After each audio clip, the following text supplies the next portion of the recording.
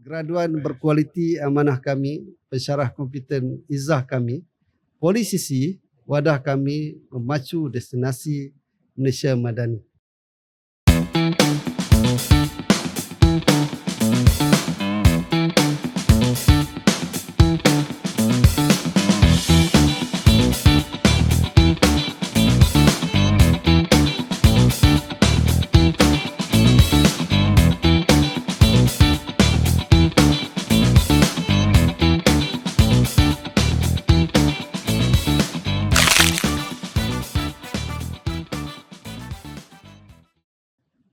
Bismillahirrahmanirrahim. Assalamualaikum warahmatullahi taala wabarakatuh. Salam sejahtera. Jadi selamat datang ke episod pertama podcast Sembang Papadom. Podcast Sembang Papadom ni merupakan siri podcast di bawah Pusat Pembelajaran Digital dan Multimedia Politeknik Balik Pulau yang akan membincangkan topik-topik terkini berkaitan isu semasa, berkaitan pendidikan, berkaitan teknologi, kolaborasi dan pencapaian, kecemerlangan pelajar, pensyarah dan pelbagai lagi berkaitan dengan polisisi khususnya di Politeknik Balik Pulau ni lah. Jadi sembang Papadom ni, setiap kali sesi sembang ni akan ada seorang tetamu istimewa. Jadi pada pagi ini hadirin sekalian, tetamu ni memang sangat istimewa buat Politeknik Balik Pulau, tetamu yang tidak asing lagi di polisisi pada masa kini dan juga sebenarnya tetamu yang sangat istimewa pada diri saya sendirilah. Jadi saya memperkenalkan yang berbahagia Dr. Haji Muhammad Zahari bin Ismail, Ketua Pengarah Pendidikan Politeknik dan College Community Malaysia. Jadi Assalamualaikum Dr. Assalamualaikum. Selamat kembali ke Politeknik Balik Pulau. Terima kasih. Jadi Dr. apa khabar ni? Alhamdulillah, sihat. Sempat berpuasa di rumah aku ni. Adalah dalam sehari dua, Alhamdulillah dapat berpuasa bersama-sama dengan keluarga. Teringat sebenarnya bulan puasa ni macam-macam event dengan doktor ni sebenarnya. Sebelum ni. Jadi doktor, sesi pertama sebenarnya saya pun tak berapa tahu juga latar belakang doktor ni. Cuma saya tahu doktor walaupun menetap di Balik Pulau ni, kira kediamannya di Balik Pulau lah. Tetapi doktor bukanlah asal orang Balik Pulau kan. Jadi mungkin boleh doktor ceritakan sikit latar belakang doktor sampai jadi inilah, sampai ke ketua pengarah ni lah. Silakan. Okay. Terima kasih Saudara Afan. Assalamualaikum, salam sejahtera. Terima kasih semua yang mengikuti sesi podcast daripada Politeknik Balik Pulau. Pertama sekali saya merakamkan tahniah dan syabas kepada Politeknik ini kerana telah pun berjaya menubuhkan Pusat Pembelajaran Digital dan Multimedia. Ini adalah satu inisiatif baru yang dihasilkan oleh Politeknik ini. Tahniah dan syabas Tuan Pengarah dan juga semua staf yang ada di institusi ini. Hasrat penubuhan ini juga adalah selari dengan hasrat kerajaan kita untuk menaik taraf ataupun memperkasakan pendigitalan dalam sistem ataupun arena pendidikan negara. Berbalik kepada soalan tadi, kalau saya nak huraikan adalah sangat panjang, tapi itu kita ringkaskan. Saya telah pun berada di Balik Pulau ni lama sebenarnya. Sejak daripada saya di Sekolah Menengah Teknik Balik Pulau, kemudian saya di Politeknik Balik Pulau selama 2 kali. Kemudian saya berhijrah ke Politeknik Shah Alam. Kemudian ke Politeknik di Perlis, Politeknik Tuanku Syed Sirajuddin, dan saya kembali semula ke Putrajaya. Kerana kalau ikut dari sejarah perkhidmatan di kementerian, saya pernah berkhidmat sebanyak 2 kali lah. Semasa itu di Kementerian Pendidikan Malaysia dan seterusnya kepada Kementerian Pendidikan Tinggi dan akhirnya kepada sekali lagi Kementerian Pendidikan Tinggi. Meaning 3 kali di kementerian, 2 kali di Politeknik Balik Pulau, 2 kali di Politeknik Shah Alam, sekali di Politeknik Tuanku Syed Sirajuddin dan sekali di Sekolah Menengah Teknik. Jadi sejarahnya sangat panjang. Tapi satu-satu tempat tu saya berada tak lama. Hanya 2 hingga 3 tahun saja. Dan apabila saya pergi ke satu-satu tempat tu, saya akan pastikan sesuatu saya tinggalkan di institusi tersebut. That's why saya anggap itu adalah legasi yang dapat saya kongsikan, yang saya dapat tinggalkan berdasarkan pengalaman, pengetahuan yang ada kepada saya. Sebenarnya itu menjadi satu faktor. Saya rasa pengalaman berada di banyak tempat itu telah pun berjaya mematangkan saya untuk berhadapan dengan situasi. Situasi kita berhadapan dengan staf, berhadapan dengan pelajar, berhadapan dengan masyarakat adalah sebenarnya tak sama. Kalau kita tengok berbagai-bagai rintangan, cubaan baru yang kita buat, of course kalau di tempat baru tu akan dapat tantangan dan sebagainya. Jadi alhamdulillah so far saya dapat mengatasi isu itu, dan saya berada di kedudukan ini pun adalah berkat dan sokongan daripada semua pihak, termasuklah staf saya daripada Politeknik Balik Pulau, daripada Politeknik Shah Alam, daripada semua politeknik satu Malaysia, dan juga begitu juga sokongan rakan-rakan daripada College Community Malaysia. Alhamdulillah saya mendapat sokongan penuh daripada pihak atasan dan juga daripada pihak bawahan.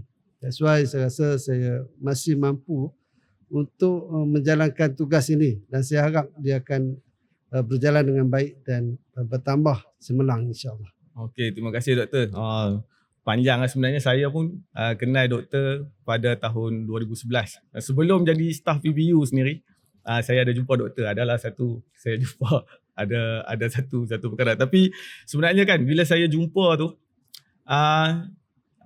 Dr. Zahari ada satu sifat yang memang saya sangat terkejut. Saya jarang saya jumpa dekat orang lain dalam sistem pendidikan ni lah sebenarnya, iaitu kalau orang Penang kata randuk lah, randuk. Tapi memang dengan benda tu bukan tak boleh lakukan, cuma kena ada dia ada cabaran lah, ada cabaran untuk lakukan perkara tersebut. Since dia tidak melanggar mana-mana peraturan etika, kita boleh cuba, dan insya-Allah kalau ada semangat tu mesti berjaya. Dan saya dah tulis kat sini, doktor mula dilantik menjadi ketua pengarah pada 16 November 2022. Jadi dah setahun 6 bulan. Mungkin doktor boleh ceritakan dekat kami lah di belakang tabir ni kan. Saya pernah juga bersembang dengan mantan ketua pengarah dulu, Datuk Dr. Naim, tentang cabaran sebagai seorang ketua pengarah. Jadi nak juga dengar daripada doktor setakat setahun 6 bulan ni, cabaran sebagai seorang ketua pengarah pendidikan politeknik dan kolej komuniti. Sebenarnya cabaran tu sentiasa ada di mana-mana kita berada. So apabila saya dilantik menjadi ketua pengarah, saya membawa satu visi, misi dan azam baru, iaitu transformasi politeknik 2023 2030. Dan juga saya berhasrat untuk memperkasakan kolej komuniti mulai tahun ini, tahun 2024. Jadi untuk membuat satu agenda baru, of course akan mendatangkan banyak masalah. Masalah-masalah seperti biasalah dari segi sudut pandangan orang, dari segi keuangan, dari segi staf, dan itu semua saya anggap adalah satu cabaran yang biasa. Sebagai contoh, saya nak petik di sini, iaitu saya cuba untuk menubuhkan Yayasan Polisisi. Yayasan Polisisi ini stand for Yayasan Politeknik dan Kolej Komuniti. Tujuan ditubuhkan yayasan ini adalah untuk menjaga kebajikan kepada semua staf di Politeknik dan juga Kolej Komuniti. Ini adalah selari dengan hasrat saya ataupun tagline saya 3K, iaitu kebajikan, keberkatan, kesihatan dan sebagainya. Dan ini adalah hasrat 3K ini adalah untuk supaya kita dapat hidup, dapat bekerja dalam keadaan yang harmoni dan sebagainya.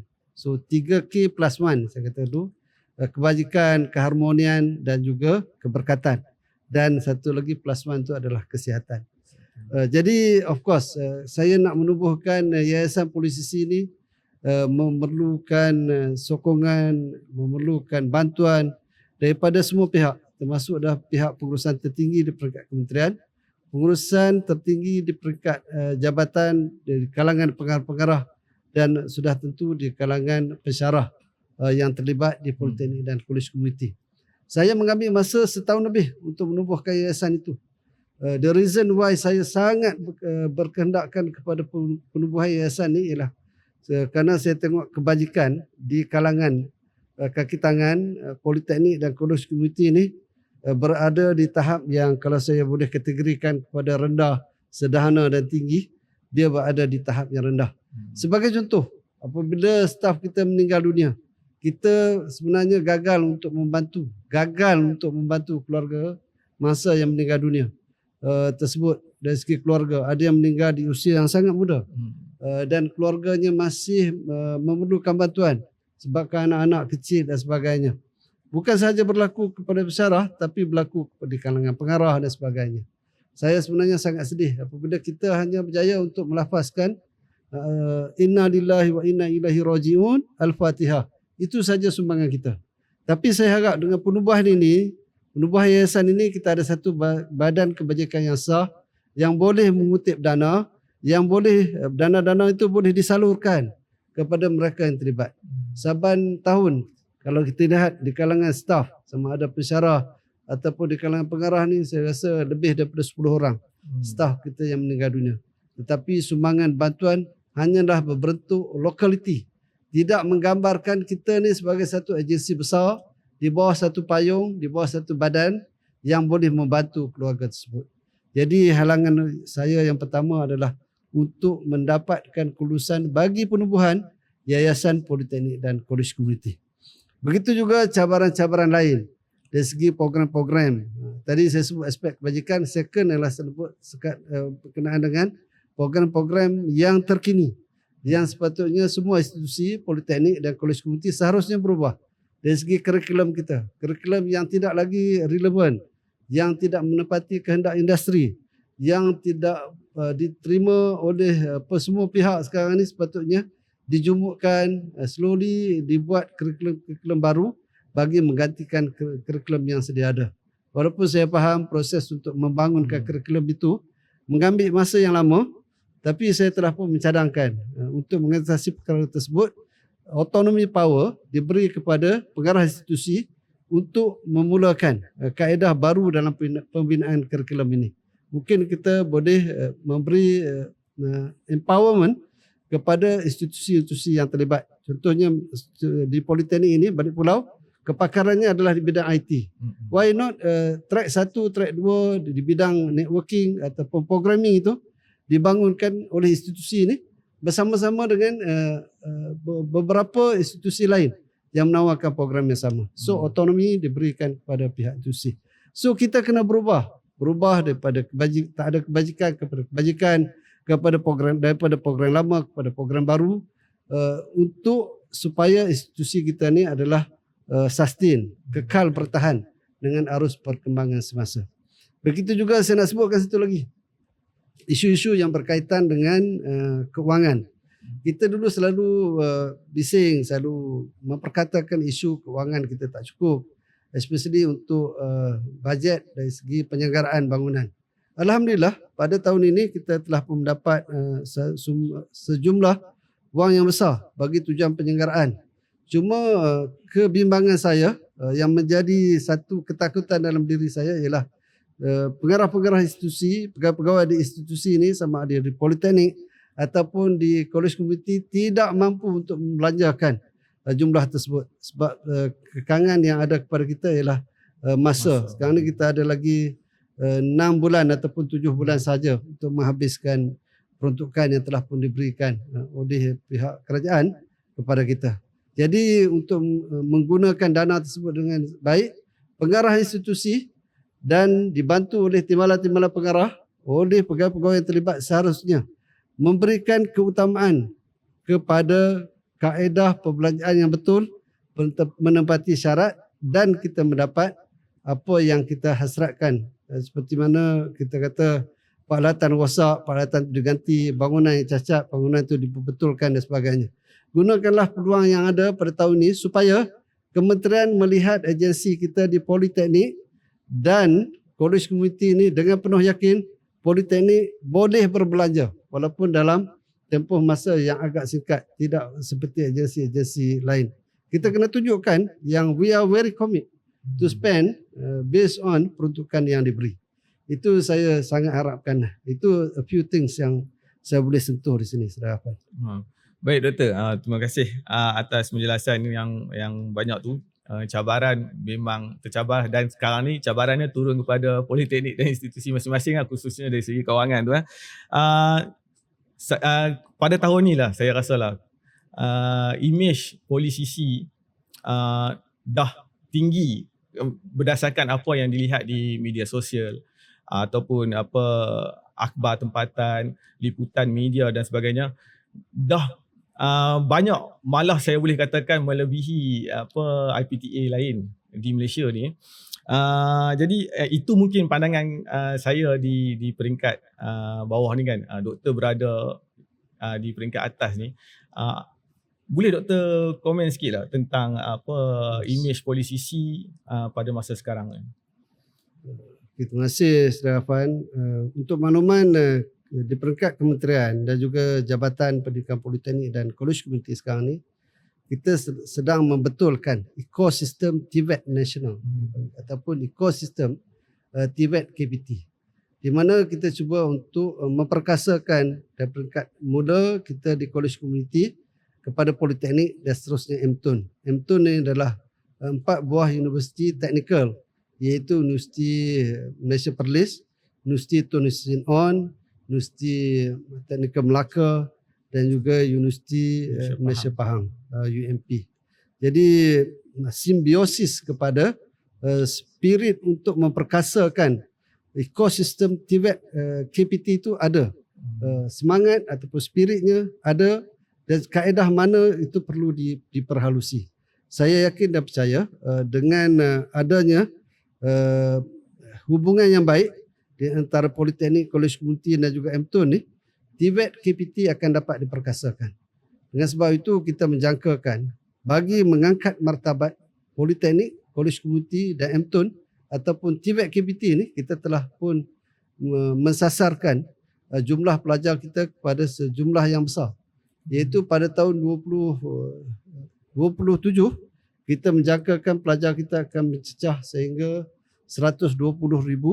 Dan pada tahun 2030 kita membuat cadangan baru, iaitu pelajar kita disasarkan kepada sejumlah 300,000 orang pelajar.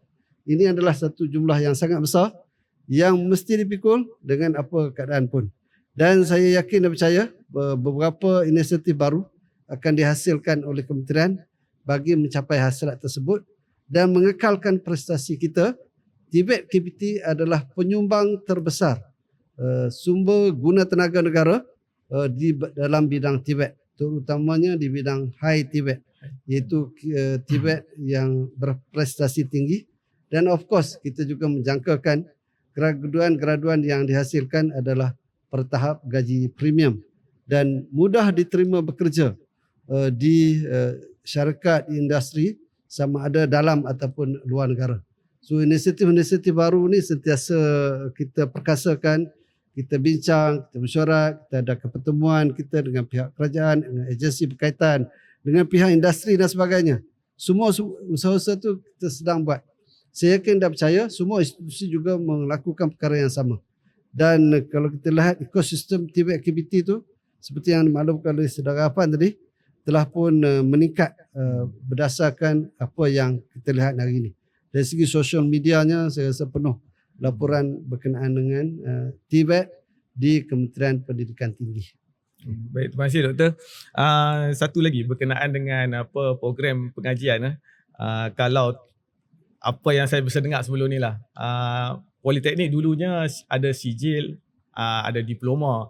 Kemudiannya lahir program ijazah sarjana muda atau program degree. Dan kalau tak salah saya lah, cetusan ataupun idea untuk melangkaui sistem sedia ada pada masa itu untuk menawarkan program degree adalah idea doktor sendirilah. Dan kini yang terbaru ni kita ada pula asasi TVET. Jadi kita punya next ataupun doktor sendiri mungkin dah ada perancangan untuk next kita punya program bagi memantapkan graduan-graduan yang lahir untuk pasaran kerja pada masa akan datang.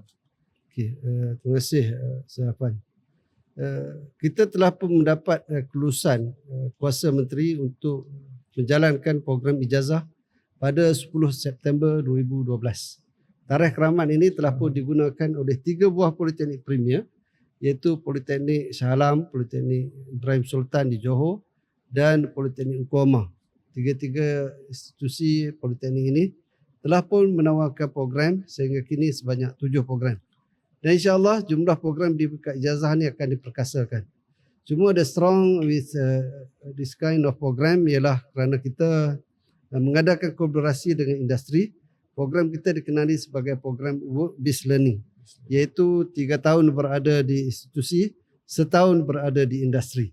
Ini adalah yang kita patuhi syarat yang telah pun dibuat di peringkat kementerian pada masa tersebut. Di samping itu, pada tahun lepas kita telah pun memperkenalkan program asasi TVET dengan pengambilan sulung sebanyak 500 orang pelajar di 5 buah politeknik. Kalau saya boleh sebut, 3 politeknik premier, 3 politeknik premier diberi kemudahan untuk menawarkan program tersebut. Dan pada tahun ini kita akan menambahkan lagi program asasi TVET ini kepada 1,000 orang pelajar akan mengikuti program asasi TVET. Dan kita telah pun tie up program asasi TVET ini bersama-sama dengan MTUN yang terpilih. Dan pada tahun ini kita tambah lagi 2 buah universiti baru yang akan bersama-sama dengan kita, di mana mereka akan terus mengambil pelajar-pelajar kita, iaitu Universiti Malaysia Sabah dan juga Uni KL, Universiti Kuala Lumpur. Dan alhamdulillah semua dalam proses perancangannya. Satu lagi yang mungkin saya boleh sebut hari ini ialah berkenaan dengan satu lagi idea baru, iaitu multiple entry dulu. Multiple entry ini maybe akan dibincangkan di peringkat. Ini baru peringkat cadangan, iaitu kita akan mengambil pelajar-pelajar dari pelbagai sumber. Sama ada yang the right after pelajar tu tamat peperiksaan SPM, ataupun mungkin ditawarkan di usia yang lebih muda, ataupun mungkin pekerja-pekerja di industri, ataupun pembelajaran secara ODL. Jadi sangat sesuai lah pusat yang UOT tubuh hari ini untuk menyambut pelajar-pelajar dipanggil OVDL. AVDL, sorry. Audio, visual, distance learning. Ini adalah satu benda baru. Jadi itu adalah multiple entry. Dan saya juga agak berminat dengan a new concept of multiple exit, iaitu kita cuba untuk merungkai bersama-sama dengan pihak MQA, Malaysian Qualification Agency, MQA, iaitu badan pengiktirafan kepada program kita untuk melahirkan multiple exit. Ini masih peringkat cadangan, jangan quote ayat saya ni dah dibuat dan sebagainya. Masih di peringkat perbincangan kita bersama dengan MQA, di mana multiple exit ni akan memberikan faedah ataupun kebaikan kepada pelajar, di mana jika sekiranya pelajar itu telah mengikuti program kita di peringkat ijazah, maybe selepas 4 atau 5 tahun mereka gagal, mereka boleh dikurniakan, dianugerahkan diploma kepada pelajar tersebut. Begitu juga kalau pelajar yang mengikuti program diploma, mungkin setelah 3 atau 4 tahun ataupun 5 tahun diploma mereka tak habis, so kita boleh consider dengan beberapa syarat tertentu untuk diberikan sijin kepada pelajar tersebut. Ini salah satu new things yang agak baru dan belum pernah dipraktiskan. Dan ada universiti telah memulakan inisiatif baru ni, dan kita akan lihat perkembangannya. Dan politeknik saya yakin dan percaya akan mengikut langkah yang sama. Jadi multiple entry, multiple exit ni akan diperkenalkan dalam sistem kita, insya-Allah. Doakan saya supaya saya dapat melaksanakan agenda ini. InsyaAllah, amin. Sebab tu saya kata Dr. Zahari ni suka orang, kalau bahasa saya dulu saya panggil thinking without box. Dia tak ada boundary dah sekatan kan. Kadang kita tak pernah terfikir pun untuk mengadakan program-program sedemikian, tapi demi memastikan hujungnya tu image polisisi, kebolehpasaran graduan dan juga successful of student polisisi ni memang banyak idea lah datang. Saya juga suka untuk doktor selalu pesan lah kat kami dulu, begin with the end. Saya harap apa yang dihasratkan oleh Yang Berbahagia Dr. Zahari dalam ekosistem pendidikan tinggi negara, khususnya polisisi ni, insya-Allah berjaya direalisasikan. Kalau tak berjaya pada masa doktor jadi KP pun, insya-Allah akan diteruskan oleh pengurusan-pengurusan tertinggi di peringkat jabatan dan juga politeknik, insya-Allah. Seterusnya lah menyambung legasi yang ditinggalkan. Jadi doktor, kita tak banyak masa sangat. InsyaAllah ada kesempatan sikit ni, mungkin ada pesanan daripada doktor sempena Ramadan yang berbaki lagi 9 hari, 8 hari ni, dan juga untuk sambutan Aidilfitri yang insyaAllah kita akan sambut pada minggu depan. Persilakan. Okay, terima kasih. Sebelum saya tutup, saya suka nak baca juga mantra saya.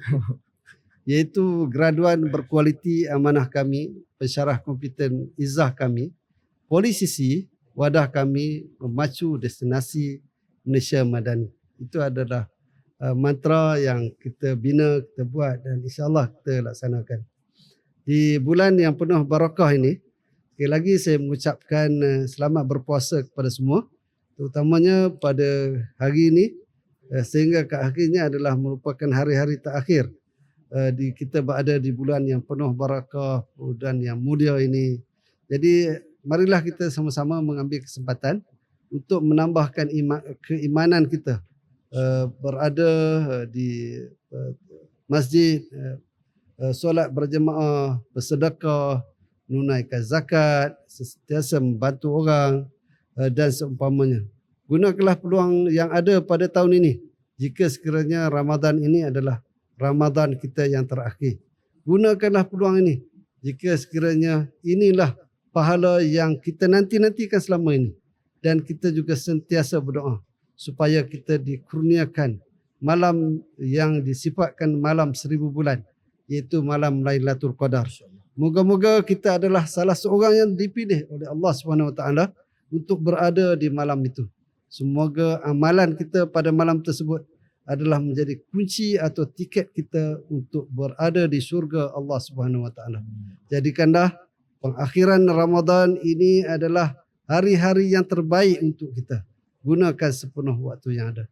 Insya-Allah, saya yakin dan saya percaya dan saya sentiasa berdoa, semoga kita semua akan dirahmati oleh Allah Subhanahu Wa Taala dan kita akan berada dalam hidup yang penuh keberkatan dan mendapat rahmat daripada Allah Subhanahu Wa Taala. Amin, amin, amin ya rabbal alamin.